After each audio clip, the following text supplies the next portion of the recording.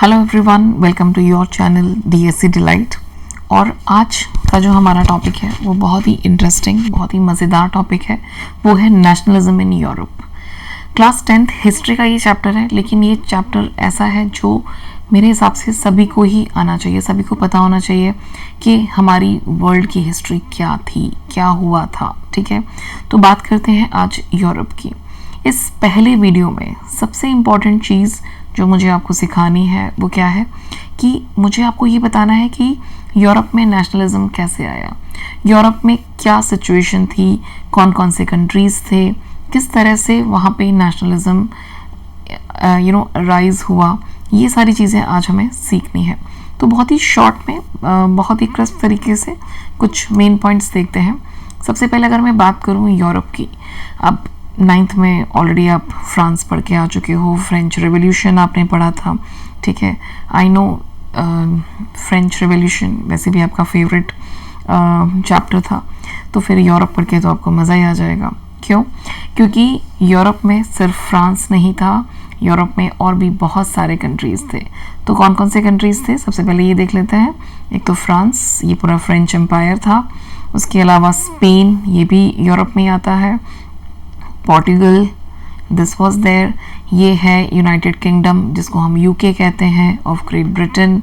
यहाँ पे ये आयरलैंड, ये पुराना मैप है, ये 1810 का मैप है।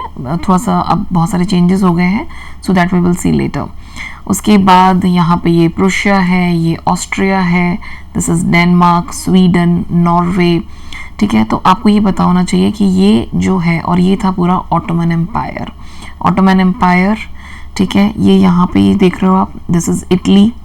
ये वाला जो था ये पूरा इटली, और ये पार्ट भी इटली में ही आता था। तो सबसे पहले क्या याद रखना है कि यूरोप में कौन कौन से कंट्रीज़ आते हैं। तो फ्रांस तो आपको पता ही है कि फ्रांस आपने लास्ट ईयर भी पढ़ा था। उसके अलावा Austria, Prussia, Denmark, Sweden, Norway, UK. ठीक है, जो पहले ब्रिटेन था बाद में ये यूके बन गया, वो भी सीखेंगे क्या इसमें हुआ था, क्या इसकी हिस्ट्री थी। फिर स्पेन, पोर्टुगल, ऑटोमन एम्पायर, इसमें भी बहुत सारे कंट्रीज़ आते थे, ग्रीस, रोमानिया, बल्गारिया एट्सेट्रा। तो ये जो है ये है हमारा यूरोप 1810 में, मतलब this is called 19th century.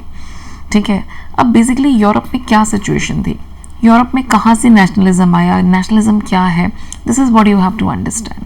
अब ये जो कंट्रीज़ थी, जर्मनी, इटली, स्विट्ज़रलैंड, ये जो कंट्रीज़ थी ये बेसिकली कंट्रीज़ नहीं थी, ये छोटे छोटे कैंटन्स में डिवाइडेड थी। जैसे हमारे यहाँ पे इंडिया में बहुत सारे छोटे छोटे स्टेट्स होते हैं, इसी तरह से ये जो कंट्रीज़ थी ये छोटे छोटे कैंटन्स में डिवाइडेड थी। कैंटन मतलब बेसिकली स्टेट्स, किंगडम कह लो। तो वहाँ पे हर जगह पे एक अलग राजा होता था, हर जगह पे उसकी एक अलग करेंसी होती थी, और वहाँ पे वेट्स और मेजर्स भी अलग अलग होते थे। मान लो अब अगर हम अपने यहाँ इंडिया का एग्जांपल लें, तो अगर आप राजस्थान से आप जाते हो गुजरात, तो गुजरात में आपको अलग करेंसी मिलेगी। ठीक है, गुजरात से अगर आप महाराष्ट्र में जाओगे तो वहाँ पे अलग करेंसी मिलेगी। अगर ऐसा कोई सिस्टम हो तो क्या आप बहुत ज़्यादा फ्लरिश कर सकते हो, आपका ट्रेड वगैरह फ्लरिश होगा? नहीं, बिल्कुल भी नहीं होगा। तो ये वाला सिस्टम वहाँ पे चलता था कि करेंसी अलग है हर एक, मतलब अगर ऑस्ट्रियन एम्पायर है तो इसके अंदर भी अलग अलग राजा हैं, छोटे छोटे टेरिटरीज हैं, वहाँ पे अलग करेंसी है, वेट्स और मेजर्स भी अलग है।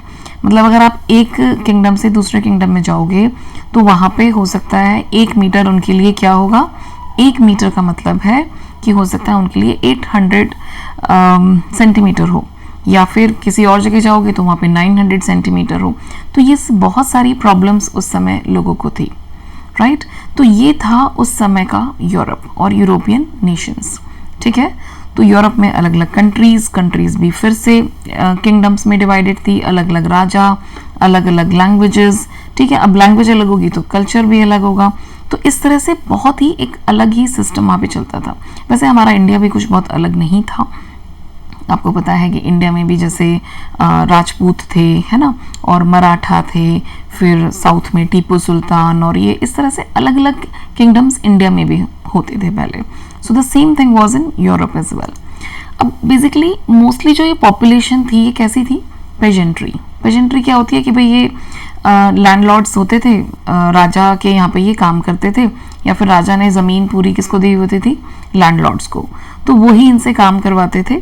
तो एक रिच एरिस्टोक्रेटिक, जो एक रिच क्लास कहते हैं, वो एक डोमिनेंट क्लास थी, वो डोमिनेट करती थी सबको, ठीक है। अब ये तो कम थे जो डोमिनेटिंग क्लास थी, और ये जो पेजेंट्री थी ये एक तरह से फ्रांस का आपको पता ही है कि 90% जो लोग थे वो क्या थे, देवर पेजेंट्स, ठीक है। पेजेंट्स होते हैं जो दूसरों की ज़मीन पे खेती का काम करते हैं। अब ये जो पेजेंट्री थी इसके पास बहुत ज़्यादा एजुकेशन नहीं थी, बहुत कोई खास नॉलेज नहीं थी, तो they were just living very simple life, जो उन्हें बताया जाता था, सिखाया जाता था, बस वो उस चीज़ को मान लेते थे। And this is the main picture of Europe, और यहीं से ही फिर नेशनलिज्म शुरू हुआ।